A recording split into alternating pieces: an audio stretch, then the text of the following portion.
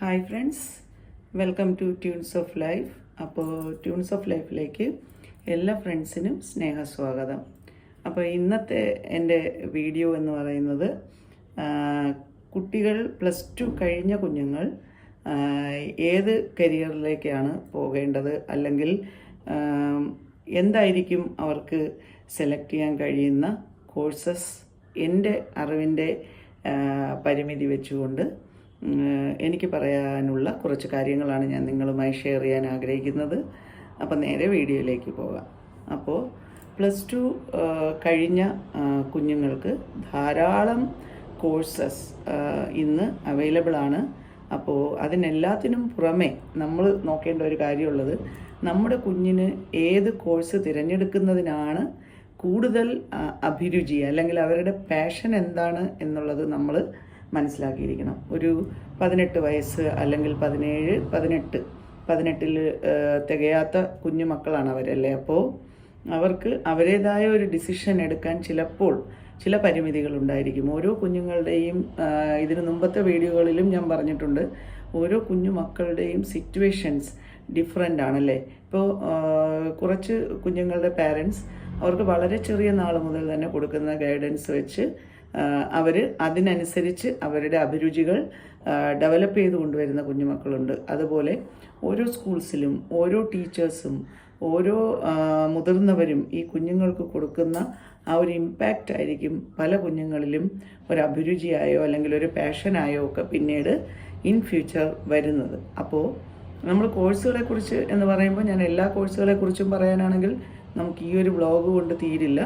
എന്നാലും എല്ലാ കുഞ്ഞുങ്ങളും കൂടുതലും പോകാൻ ആഗ്രഹിക്കുന്നത് MBBS പോലുള്ള MBBS എൻജിനീയറിങ് ഇതൊക്കെ ചെയ്യാനാണ് കുറേ പാരൻസും കുറച്ചധികം കുഞ്ഞുങ്ങളും തയ്യാറെടുക്കുന്നത്. അപ്പോൾ ഈ MBBSൻ്റെ സ്വപ്നം എന്ന് പറയുന്നത്, ഒരു ഡോക്ടറാകാൻ ആർക്കാണ് ഇഷ്ടമില്ലാത്തതല്ലേ?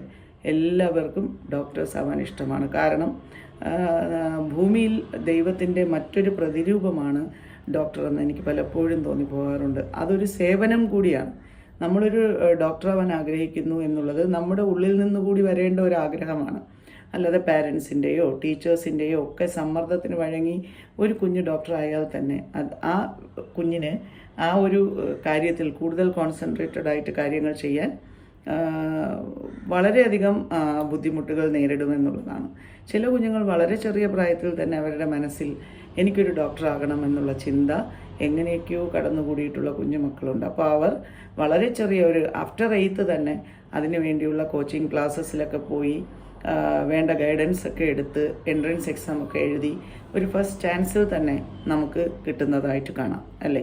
അപ്പോൾ അതിനു വേണ്ടിയുള്ള ധാരാളം MBBSൻ്റെ നമ്മുടെ കേരളത്തിൽ തന്നെയുള്ള ഗവൺമെൻറ് മെഡിക്കൽ കോളേജസ് അങ്ങനെയൊക്കെ കിട്ടുന്ന കുഞ്ഞുങ്ങളുണ്ട്. അവരല്ലാത്തവർക്ക് നമുക്ക് എയിംസ് പോലുള്ള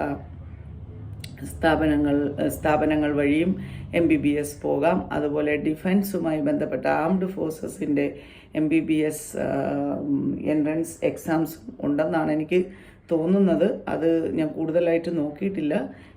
അപ്പോൾ അത് ഒന്ന് ചെക്ക് ചെയ്യണം എന്നാണ് എനിക്ക് പറയാനുള്ളത്. MBBS എടുക്കാൻ ആഗ്രഹിക്കുന്ന കുഞ്ഞുമക്കൾക്ക് ധാരാളം സാധ്യതകളാണ്, ധാരാളം കോച്ചിങ് സെൻറ്റേഴ്സ് അവൈലബിൾ ആണ് അല്ലേ.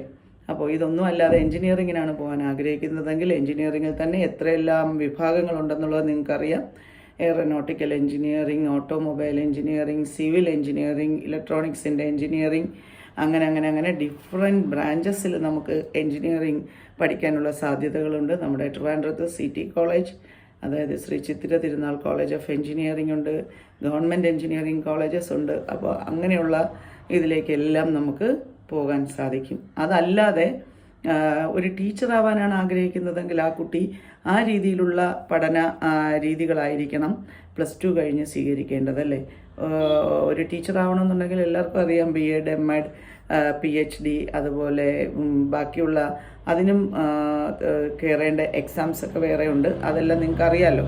അപ്പോൾ അത് ഞാനിവിടെ പറയാൻ ആഗ്രഹിക്കുന്നില്ല. ഞാൻ ജസ്റ്റ് കോഴ്സസിൻ്റെ പേരാണ് മെൻഷൻ ചെയ്യുന്നത്. ഇതൊന്നുമല്ലാതെ പാരാമെഡിക്കൽ കോഴ്സസ് ധാരാളം അവൈലബിൾ ആണ്. അതായത് ഫിസിയോതെറാപ്പി, BPT, MPT, ഫിസിയോതെറാപ്പിയിൽ തന്നെ ബാച്ചിലേഴ്സ് ഡിഗ്രിയും അതുപോലെ MPT മാസ്റ്റേഴ്സും ഒക്കെ എടുക്കാൻ കഴിയും. അതുപോലെ ഇത് യൂറോപ്യൻ കൺട്രീസിലൊക്കെ വളരെയധികം സാധ്യതയുള്ള ഒരു തൊഴിൽ മേഖല കൂടിയാണ്. അതും ഒരു സോഷ്യൽ സർവീസ് പോലെയാണ്. നമുക്കതിൽ പാഷൻ ഉണ്ടെങ്കിൽ മാത്രമാണ് നമുക്കതിൽ വിജയിക്കാൻ കഴിയുക.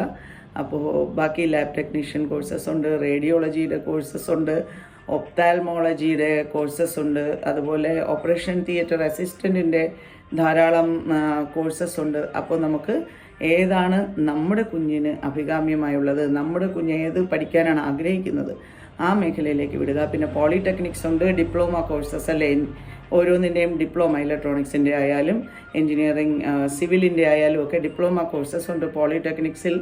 അപ്പോൾ അങ്ങനെയുള്ള കോഴ്സസിന് ചേരാം. ഇതൊന്നുമല്ലാത്തവർക്ക് കമ്പ്യൂട്ടർ സയൻസ് ആണ് എടുക്കുന്നതെങ്കിൽ IT മേഖലയിലുള്ള തൊഴിൽ സാധ്യതകളാണ്. അപ്പോൾ അതുമായി ബന്ധപ്പെട്ട കോഴ്സസ് എടുത്ത് നമുക്ക് അതിനും പോകാം. അതല്ലാതെ ഹോട്ടൽ മാനേജ്മെൻറ്റാണ് പഠിക്കാൻ ആഗ്രഹിക്കുന്നത്, നല്ലൊരു ഷെഫാകാനാണ് ഭാവിയിൽ ആഗ്രഹിക്കുന്നതെങ്കിൽ നമുക്ക് ഹോട്ടൽ മാനേജ്മെൻറ്റുമായി ബന്ധപ്പെട്ട കോഴ്സസ് പഠിക്കാം. എയർപോർട്ട് മാനേജ്മെൻറ്റിൻ്റെ കീഴിൽ വരുന്ന ധാരാളം കോഴ്സസ് ഉണ്ട്, എയർ ഹോസ്റ്റസ് ഉൾപ്പെടെ. അതിനകത്തുള്ള എക്സിക്യൂട്ടീവ് ജോബ്സ് ആയിട്ടുള്ള പലതരം ജോബുകൾക്ക് പലതരം കോഴ്സസ് അതിനകത്തുണ്ട്. അപ്പോൾ എന്താണ് നമുക്ക് പഠിക്കേണ്ടത്? ഇനി ചാർട്ടേഡ് അക്കൗണ്ടൻസിയിലാണോ താല്പര്യം, നമുക്ക് ആ മേഖലയ്ക്ക് പഠിക്കാനുള്ള കോച്ചിങ് സെൻറ്റേഴ്സും അതിന് വേണ്ട മാർഗനിർദ്ദേശങ്ങൾ നൽകുന്ന സ്ഥാപനങ്ങളും നമുക്ക് അവൈലബിൾ ആണ്. ഏത് മാർഗനിർദ്ദേശം നൽകുന്ന സ്ഥാപനമായാലും അത് ലീഗലി ആപ്ലിക്കബിൾ ആണോ എന്നുള്ള കാര്യം നമ്മൾ പ്രത്യേകം ശ്രദ്ധിക്കണം. കാരണം എല്ലാം കൂടെ നമ്മുടെ കുഞ്ഞു മനസ്സിലൊരു ഫോഴ്സ്ഫുള്ളി നമ്മളൊന്നും അടിച്ചേൽപ്പിക്കാനായിട്ട് പാടില്ല. അപ്പോൾ കുഞ്ഞുങ്ങളുടെ അഭിരുചി അതാണ് ഇക്കാര്യത്തിൽ ഏറ്റവും വേണ്ടത്. ചിലർക്ക് ഡ്രോയിങ് മേഖല, ഫൈൻ ആർട്സിൽ ചേരാനായിരിക്കും ഇഷ്ടം. അങ്ങനെയാണെങ്കിൽ നമുക്ക് ഫൈൻ ആർട്സിൻ്റെ കോളേജുണ്ട്. ട്രിവാൻഡ്രത്തല്ല, ഞാൻ ട്രിവാൻഡ്രത്തുകാരി ആയതുകൊണ്ട് ട്രിവാൻഡ്രത്തിനെ കുറിച്ച് പറയുന്നു. അതല്ലാതെ നമുക്ക് ധാരാളം കോളേജസ് എല്ലായിടത്തും ഉണ്ട്. അപ്പോൾ എവിടെയാണ് ചേർന്ന് പഠിക്കാൻ ആഗ്രഹിക്കുന്നത് എന്നുള്ളത് ഓരോ പാരൻസിൻ്റെയും കുഞ്ഞുങ്ങളുടെയും ആഗ്രഹവും അഭിപ്രായവും സാഹചര്യങ്ങളും അനുസരിച്ചാണുള്ളത്. ഞാൻ പറയാൻ ആഗ്രഹിച്ച ഇത്രയേ ഉള്ളൂ. നമ്മൾ ഏത് മേഖല തിരഞ്ഞെടുത്താലും അത് കുട്ടിക്ക് കൂടി ഇഷ്ടമായ ഒരു മേഖലയായിരിക്കണം എന്നുള്ളത് മാത്രമാണ് എനിക്ക് പറയാനുള്ളത്.